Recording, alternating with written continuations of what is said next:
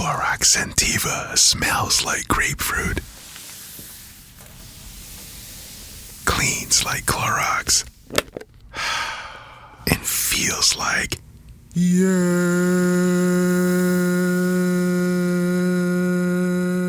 Okay, we could be here all day. Try Clorox Sentiva for a trusted clean with long-lasting freshness. Also available in lavender and coconut. Use as directed.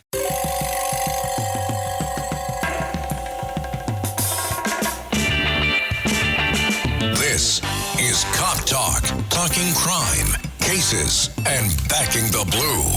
Now, here are your hosts, Captain Ed Mehmet and Detective Kevin Schroeder. Hello, everyone, and welcome to another episode of Cop Talk. I'm Kevin Schroeder, your host. I'm here with my co-host, Captain Ed Mehmet. Hello, WABC listeners and YouTube viewers. Here we are again with interesting guests. Kevin is going to lead off. So today's guest is Rick Frassetti. Rick Frassetti is the Nassau County Police Department SOA president. That's the Superior Officer Association, the president, for all the supervisors in Nassau County. I believe they have a PBA and then an SOA. So, Rick, welcome. Thank you very much. So, Rick, why don't you tell us a little bit about yourself, about your background? Like you said, Ricky Frassetti. I'm the president of the Nassau County Police Department Superior Officers Association. That's a mouthful, otherwise known as SOA. And yes, there's 3 unions in the police department in Nassau County. One union represents all the supervisors, which is me. So we represent 10 different ranks, from the rank of sergeant up to 2-star chief. And then you have the detectives, and then you have the PBA, who represents all the police officers. So I'm a 36-year veteran. Started out in 1988 in New York City. Did 5 years in Brooklyn, and got called by the Nassau County Police Department in 1993. I worked in the 5th Precinct for about 10 years as a patrolman. Then I went over to the 2nd Precinct for a short stint. Made detective, became a detective for about 3 years. Then I worked in the 7th Squad at that time. Then I moved on. I got promoted to sergeant, worked in headquarters for about a year and a half. And then I had an opportunity to leave headquarters, and I worked in the 2nd Precinct for about almost 10 years as a patrol supervisor. And then went on the SOA board. So when I first became sergeant, like I said, I worked in headquarters. One of the supervisors there, that was the trustee at the time, retired. And I was never a union delegate. You know, always was interested, but was never in a PBA or DAI as a delegate. And this guys came to me because they knew I was very interested in union world. I was very vocal, very outspoken, very knowledgeable of the contract. They came to me and asked me to run for the spot as trustee. First, I wasn't interested because I was looking to go back out on the street, where I love working out on the street. And finally, I decided to say yes, and I did, and I wound up winning my election. After that, the time came when I was able to go back out on the street, so unfortunately I had to give up my union spot. But I just love being a patrol supervisor, so I went back out on the street. And the opportunity came again to run for union rep. And again, I ran. I actually lost my first time in the 2nd Precinct, but then won. And the rest is history. I never saw myself doing this. And like I said, I have 36 years on. Probably would have retired already. But being in the union world is a lot of hard work, a lot of long hours, 7 days a week. But it's very rewarding also when we're able to get things done for our members. Yeah, true. Now, what year did you become the president? I became the president 4 years ago. 4 years ago. Yeah. Is it 4-year terms? Actually, it was a 3-year term back then. Now it's actually a 4-year term. So I'm in my 2nd term, both times running on a post as president. Great. I was also when I first got elected to the executive board, I got elected as 2nd vice president, doing discipline, contract stuff, and grievances, stuff of that nature. And then I got elected to president. Now, just to rewind, your NYPD career, it started in Brooklyn? I grew up in Brooklyn. I worked in, at the time, just became FTU instead of NSU for my old-timers out there. I worked in FTU 14, which was the 7-7, 7-9, 8-4, 8-8, so it was all in Brooklyn North. And then after that, I went to the 6-0 as a police officer. I was there for about 9 months. Then they did a little shake-up to rebalance the squads. And I got bounced to the 6-3, which was a blessing in disguise, which was like the Marine Park Flatbush area of Brooklyn. But it was a great place to work. At the time, my girlfriend lived in the area. I had a lot of friends, family in the area, and I hung out in that area. So it was a great place to work. I love working in Brooklyn, growing up in Brooklyn. Fortunately, it's not the same right now. But No, unfortunately, it's not. So Nassau County Police Department, tell me about the manpower. I mean, recruitment, retention. You having a hard time recruiting or retaining? Men and women? Not really. Well, I don't know the exact stats, but I could tell you when they gave an entrance exam, it used to be 30, 40, 50,000. And the last test that they gave, I knew they had to extend the entrance exam date because they didn't have enough people sign up. Wow. So policing definitely has changed over the years, unfortunately. That comes from some demonization from some of our politicians, unfortunately, that do that, and the interest isn't there like it used to be. But in Nassau County, we always are able to recruit members, always able to get members into the SOA. The detective division has a little bit of a problem getting members, but the SOA, we're always going to be able to fill those spots in most of the ranks. How does the ranks go? Of course, you take a test for the police department, and then there's right. So there's two different paths. You could get we'll say promoted, but it's an appointment to detective, like yourself, right. Or you take a civil service exam and you would get promoted to sergeant. And if you want to keep moving up in that world, another civil service exam for lieutenant, the same for captain, and then above captain, you're appointed by the commissioner, the deputy inspector, and chiefs, 1-star, 2-star, 3-star. And what's the manpower with Nassau County Police Department? So we're probably right now a little over 2,500, I believe. We're pretty good. The SOA, we have 372 members, and the difference is, like in our union world, I represent all supervisors, all ranks, not like in NYPD where they have a separate union for every rank. So the manpower is so much higher. So we have 372 members. When I started out 4 years ago, we were at 360. I was able to get that budgeted headcount increased thanks to our good working relationship with our legislatures and the county executive. So we were able to get the headcount increased, which is perfect for us. So what are the numbers like today in the academy? Like there may be a class, I think. Yeah, there's a class in now. I'm not 100% sure of the exact class. I think it's roughly 100, including villages. So explain the villages. How does that go? You take Nassau County tests and we'll have the villages have their own list. They're able to pull off of our list. Some you have to be, I believe, a resident. Some of the villages they'll get preference to get called for those villages. So you take a Nassau County Police Department test, and then from there you can be pulled off from the villages? Correct. So it's not a separate test? Correct. Okay. Oh, interesting. Okay. Some of them villages, maybe some of them have their own. Maybe like some of the cities, like Long Beach is technically a city. I don't know if they have their own or they pull off ours. I think they're on ours. They all go through the Nassau County Academy.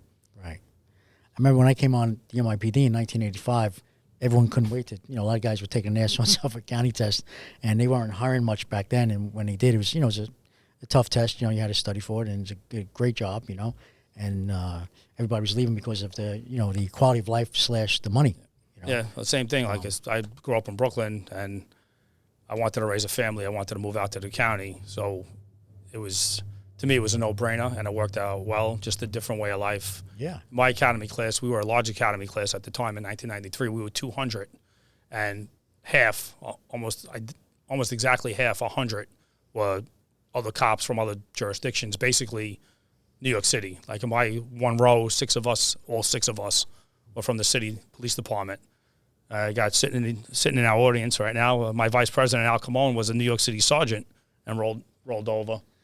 Yeah, left as a sergeant, rank as sergeant. That's right. Yeah, it's deep. Yeah, that's interesting. Captain?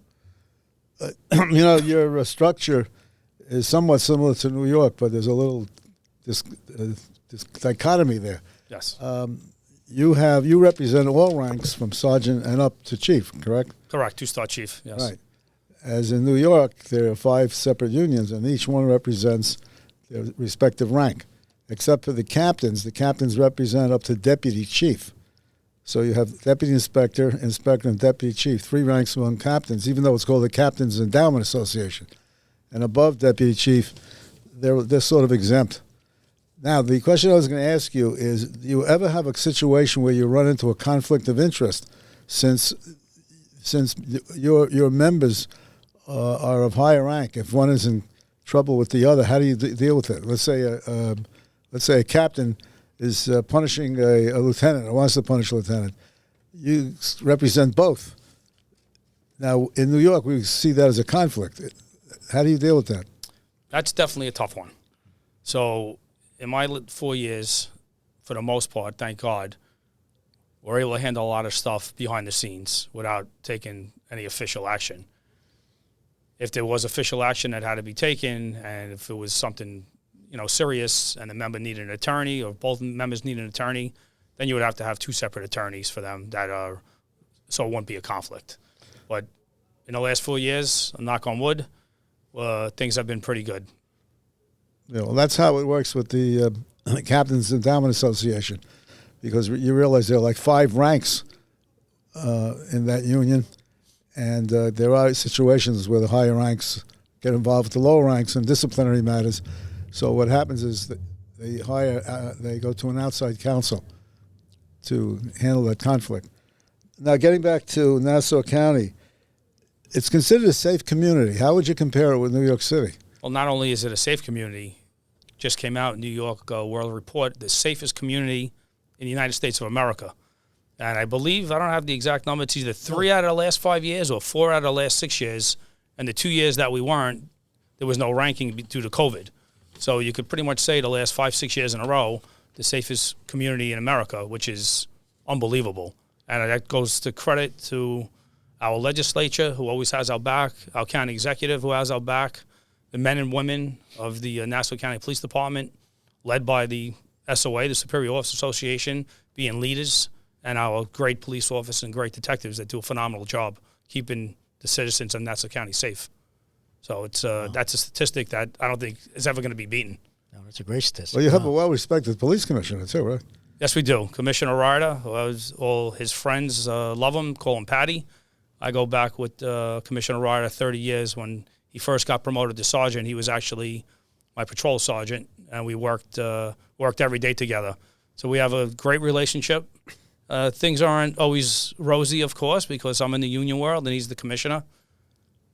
I know we're not too many people listening right now, maybe 1 million or 1.25 million, but I've been thrown out of his office. But that's the world we live in. Yeah. I have to do my job, and Commissioner Ryder understands and respects that. We will butt heads occasionally, or we could close the door, and 99.9%, I would think that was probably the 1/10 of 1% that we weren't able to work things out. Somehow we could work things out, and it's great to have a relationship with him like we do. It really is. He was a New York City police officer, wasn't he? Yeah, he worked in Brooklyn North also. I think it was 3-4 years, right? Did you work with him in Brooklyn? I did not know him in Brooklyn, no. When you got to know him in Nassau County? Yeah, yes. Got to know him probably in, I think it was like maybe 1995, 96, something like that, when he first got promoted to sergeant. This National Foster Care Month, Marine Toys for Tots is providing hope to children who need it most. Staff Sergeant James Caldwell, who grew up in foster care himself, shares that while handing out gifts at a Toys for Tots distribution event, a little girl looked up at him, reached into her bag, pulled out a stuffed animal and said, "Someone needs to make sure you get a toy too." That simple gesture embodies the heart of Marine Toys for Tots, ensuring every child, including those in foster care, experiences the kindness that can transform their future. Visit toysfortots.org today. The demonization of the police, has that affected Nassau County PD? Yeah, of course. We went through a really tough time for a while where a lot of our politicians were calling to defund the police. The anti-police rhetoric that was out there was terrible. Morale due to that was very, very low. And that's when, once again, people stopped taking the test, and you didn't hear that people wanted to be police officers anymore. I have just shout out to my daughters, Elizabeth and Alexa. My oldest daughter, Elizabeth, actually took the Nassau and Suffolk test. I think my wife, Maria, is scared to death of her becoming a police officer. Sure. It's still a great profession, but it makes you think twice because there's politicians out there that will say anything negative against us just to get votes. It's terrible. So everyone, we put on that bulletproof vest every day. We go to work. I've been shot at, I've been spit at, I've been punched, I've been kicked. It's, forget cursing. Cursing's a no-brainer. They curse at you all the time. And some people out there might not believe, but the people do lie to you. Just a little bit. Sure. So it's the demonization was just a terrible time for the police department. And fortunately, it still goes on today. Is it as bad as it was when it first started? I would say no. And thank God in Nassau County, no matter what side of the aisle the politicians are, we have a great relationship with our Republicans and our Democrats, with, like I said, our county executive, our legislature, which is a split, Republican-Democrat. I think it's 12-7 right now. We have a phenomenal relationship with almost every one of them. And Suffolk County, it seems to be very similar. They get along with their politicians. And the people love us. The people in Nassau County, there's polling numbers that come out all the time. The PBA does polls, and it's overwhelmingly support for the police officers out there. It's incredible. We're jealous. We had County Executive Bruce Blakeman on some time ago, and he appears to be very, very supportive of the police. And how's the relationship between him and the police commissioner? The commissioner seems to have the full support of the county executive. County executive publicly he's always great to us. Stands with us all the time. He supports us. The legislature supports us when it comes to the police world, and things are good. Well, he was very strong for the mask law that you enacted. Yeah, they just came out with that recently. I have it written down. It's called the Mask Transparency Act, and they've already made a couple of arrests. They had one gentleman that was arrested wearing that mask during darkness for no apparent reason, and the arrest was made, and he had a weapon on him as well. So I support that law 100%. Well, I have a feeling that's going to go up to the Supreme Court.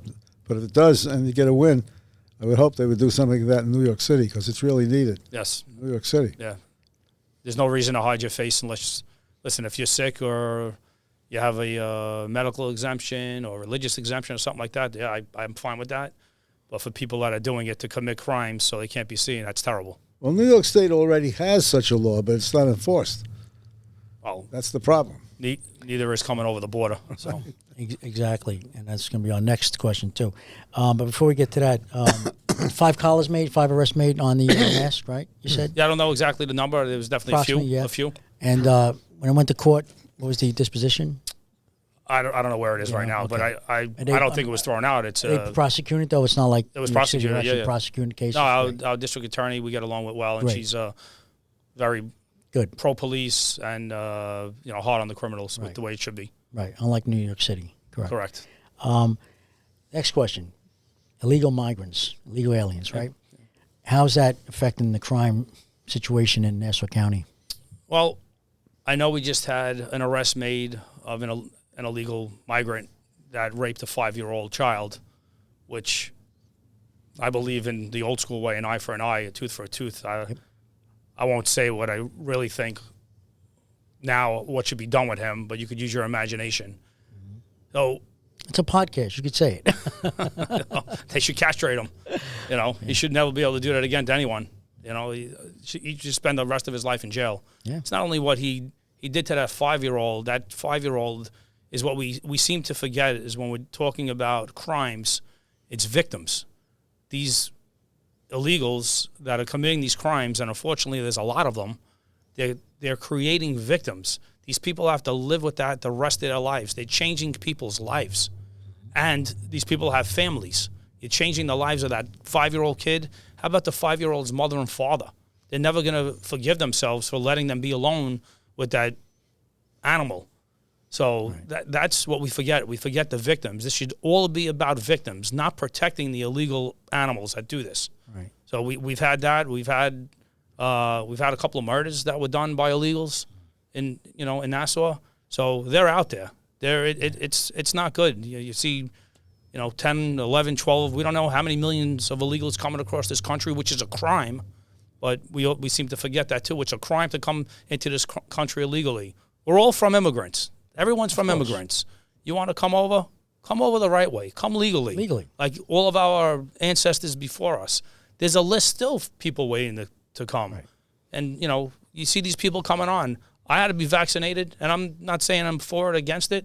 I get my flu shot every year. My daughters, unfortunately, they didn't want to get vaccinated. They both go to, they were going at the time to state university schools, so they had to be vaccinated. My one daughter got very, very sick from the vaccine, from the first shot. But you have all these people coming into this country illegally. Are they vaccinated? You have to be vaccinated to go to school. All different vaccines. Do they have those vaccines? Are they sick? There's so many other things. Like I said, I'm not against immigration. I'm against illegal immigration. Absolutely. Well, you've had MS-13 for a number of years out there, right? Yeah, back in the day when Trump was president, he put a lot of money. It was more in Suffolk. There was definitely some in Nassau. He made Suffolk County a target, and the great work of the police department from Suffolk and Nassau, they eradicated a lot of them. They're still there, but not as bad as it was. There's other gang that you see on TV now that scares the hell out of me, seeing them take over complexes and was it Tren del Ragua? I don't know if I'm saying that right. Something like that. Yeah.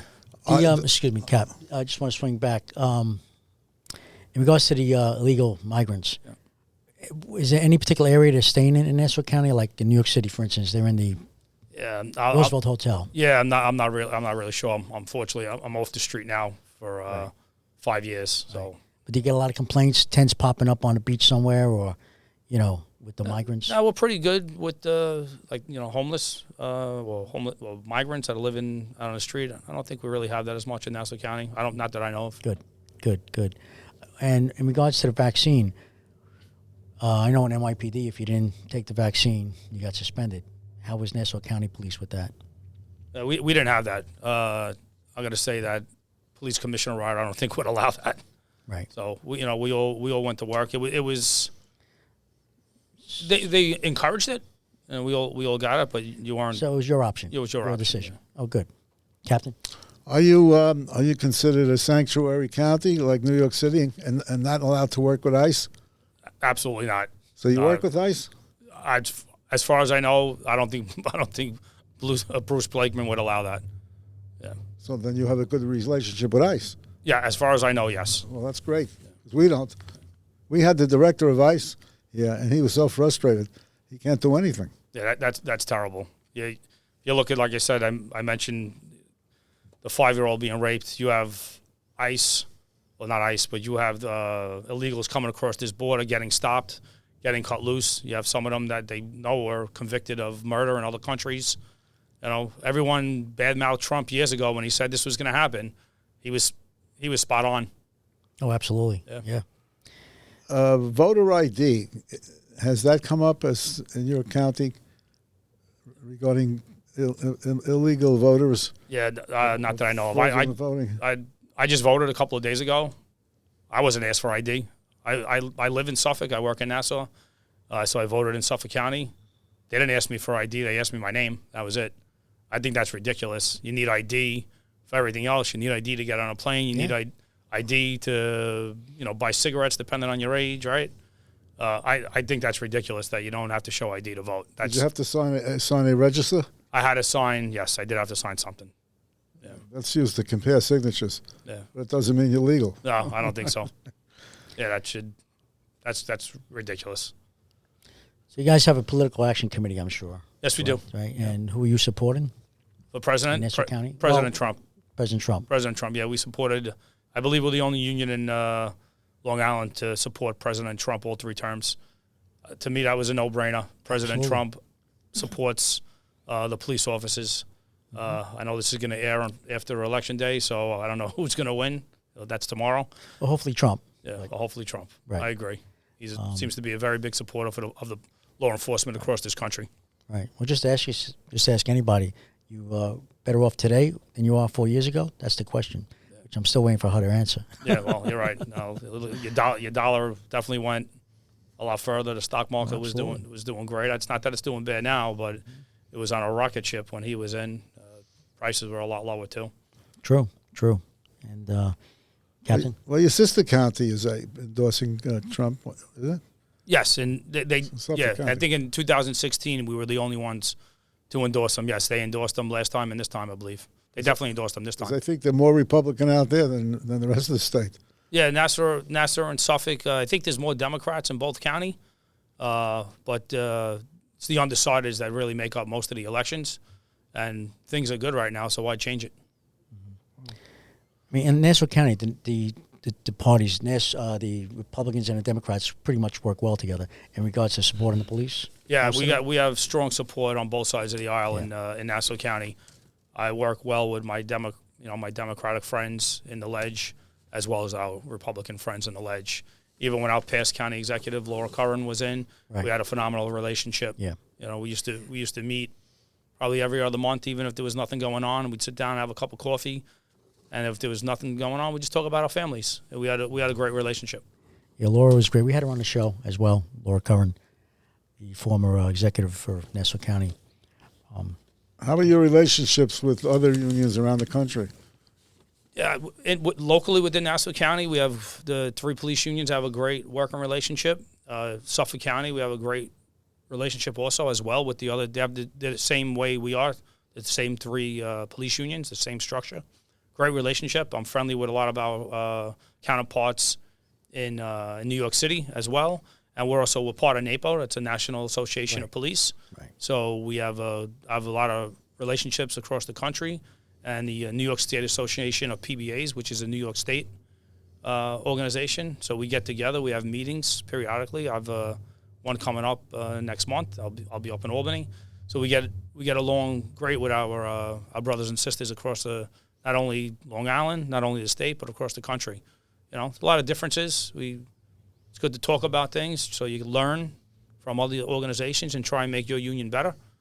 So it's good that we do these things and get to meet each other. It's a good learning experience. The NAPO president's Mick McHale. McHale, right? Yeah. And the vice president is John Flynn. John Flynn from the PBA in New York City, yeah. Yep. And Mick's a good fella, too. We're going to have him on soon. Yeah, very good guy. He actually grew up in Jersey City.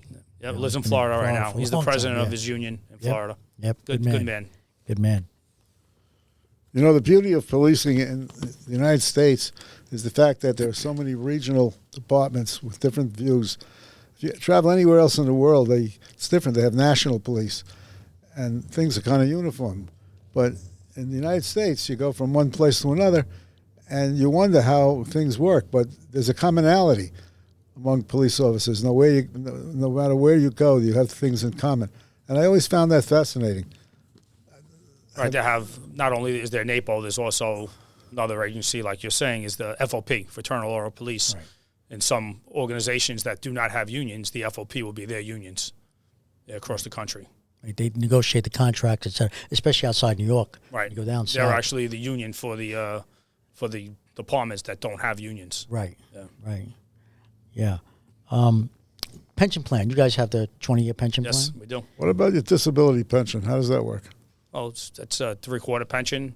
If you get hurt while you're in the line of duty, it has to be an accident, like a car accident. God forbid you get hurt, you'll get 3/4 of your last year's salary, which will be tax free. Same as New York City. Correct. What about Suffolk? Do they have the same thing? Yeah, they have the same thing. Yeah. All right, so we're unified in that. Yes, we are. That's a good thing. Choice Hotels get you more for your money so you can maximize any road trip. And as your vacation maximizationer, I'm going to make sure you hear the maximum sizzle of Comfort Inn's free hot breakfast. Let's get real close. Maximum apple. Now that's fresh crispimization. Maximum waffle. Hear that crunch. And that's maximum coffee. Oh yeah, that's the pour I'm talking about. Breakfast maximized before hitting the road. Check into more. Book direct at choicehotels.com. The biggest thing that really what gets me is I was talking to one of my fellow supervisors and the illegal immigrant that raped a 5-year-old kid. I just can't get that out of my head because I have 2 daughters, and if that would happen, I'd probably go to jail myself. So that's terrible. Other thing that bothers us now is I know most people are for marijuana, and I know my wife has a hard time with people smoking. It's just it's rampant. But now, anywhere you drive, you're smelling weed coming from all the cars, which is illegal. Right. I don't know how much training people have on that. It's different. The training's totally different from DWI to being intoxicated, being under the influence of marijuana, but it's just it's terrible. You walk, unfortunately, we don't have it as much in Nassau County, thank God, but you walk the streets in New York City, and unfortunately, you smell marijuana all over the place, and no one's it's not bothered. And a lot of this stuff comes also with the cars. There's no fear out there anymore.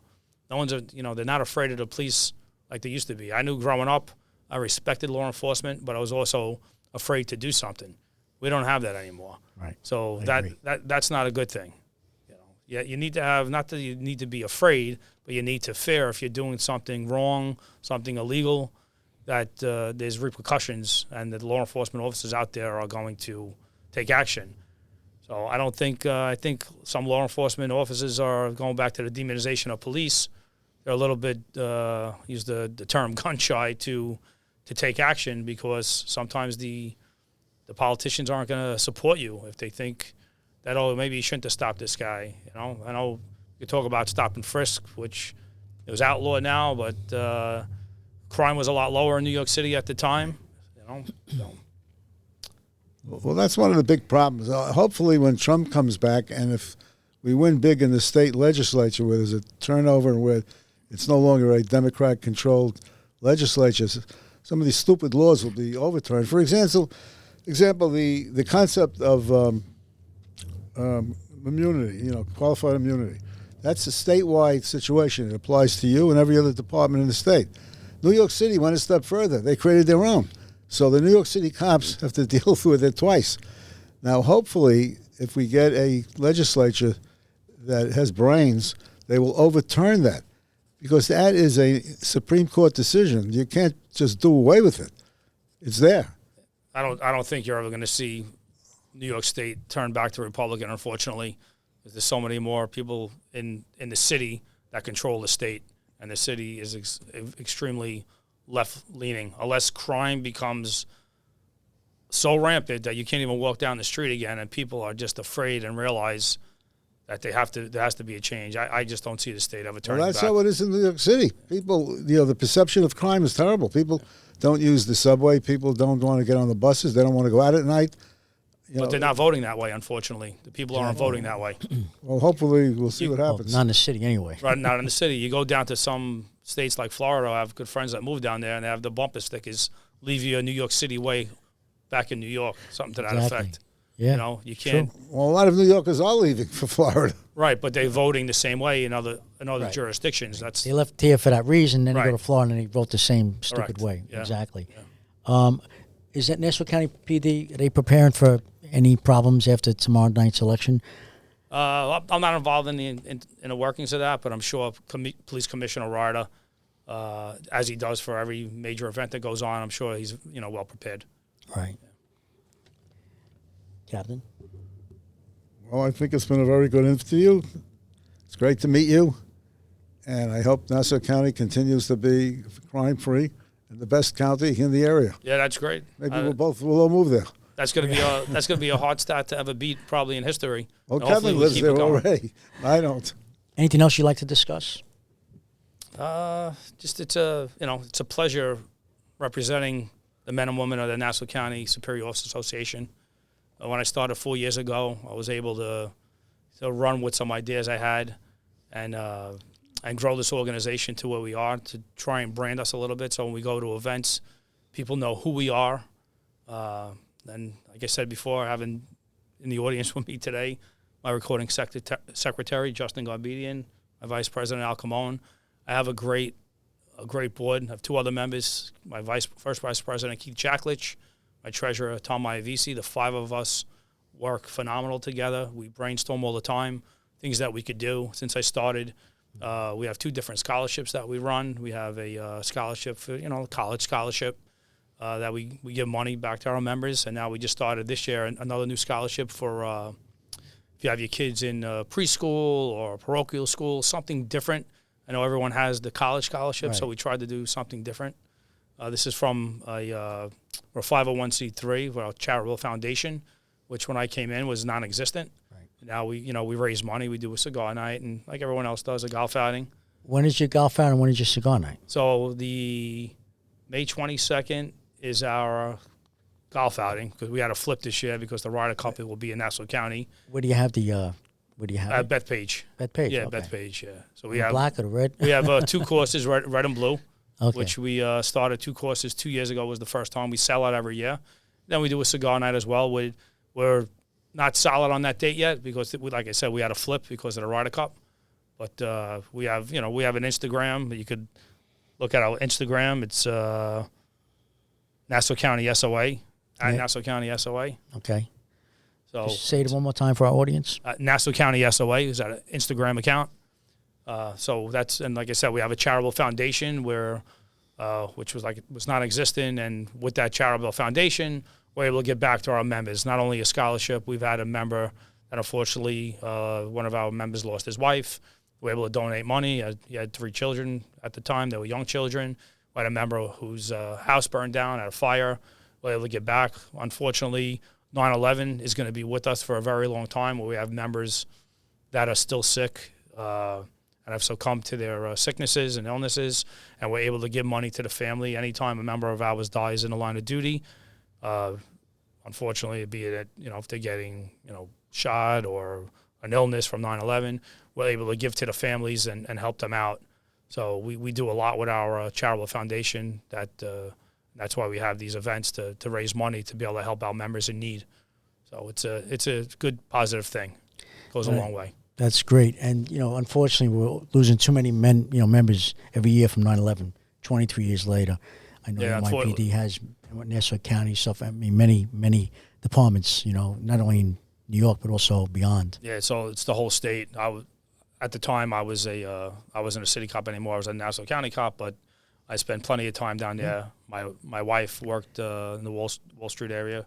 She worked for Merrill Lynch at the time, and she was down there on that day, pregnant with my oldest daughter, which always makes me think the effects are not only for our members that were there, but it's for the civilians that were there. Right. So people that were pregnant, we don't know if there's any ramifications on that yet. I don't know if there's any stats on that. I'd like to find out, to be honest with you. Are you registered with the 9/11 program? Yes, I am. Is your wife? Yes, she is. Good. Yeah, Good. It's very important. We push that. We have a wellness committee in Nassau County. They actually just did a seminar on 9/11. They had the attorney come in. They had one of the other representatives come in and speak about it.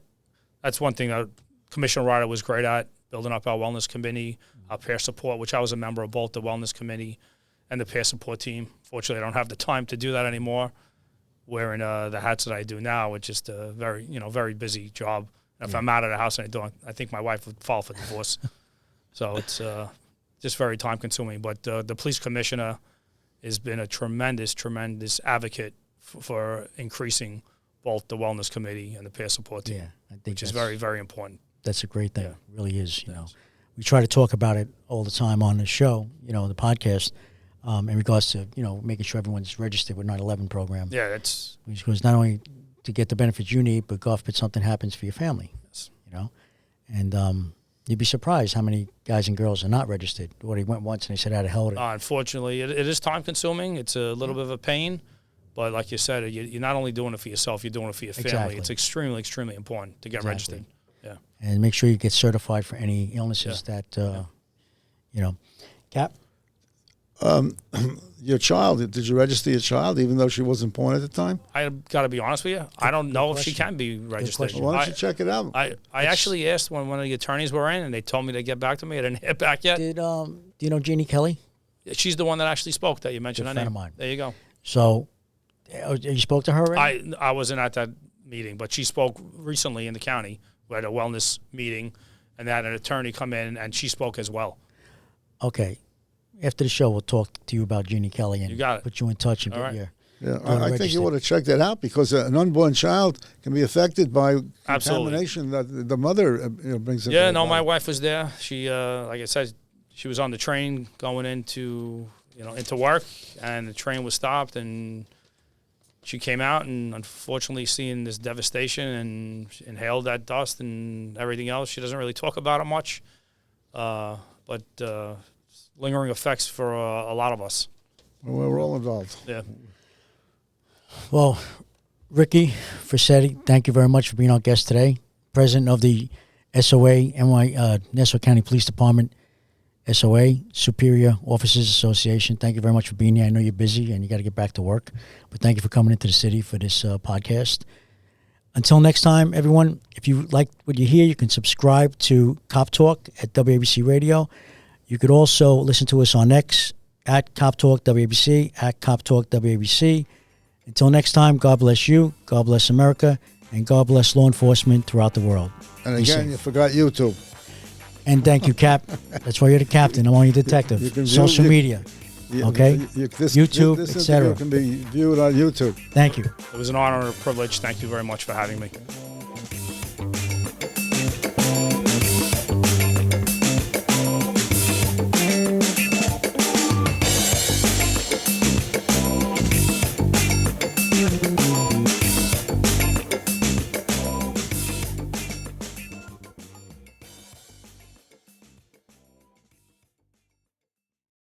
Hello, folks. Larry Kudlow here. Pay attention, because China is leading the largest anti-American alliance since World War II. One that's already dumped U.S. bonds, grabbed 43 million acres of our farmland, and is plotting to dethrone the dollar. That's why IRA and 401k savers are protecting their savings with gold. Please go to freegoldguide.com/Kudlow or just call 800-621-3908 for your free gold guide on how to protect your wealth with gold 100% tax-free.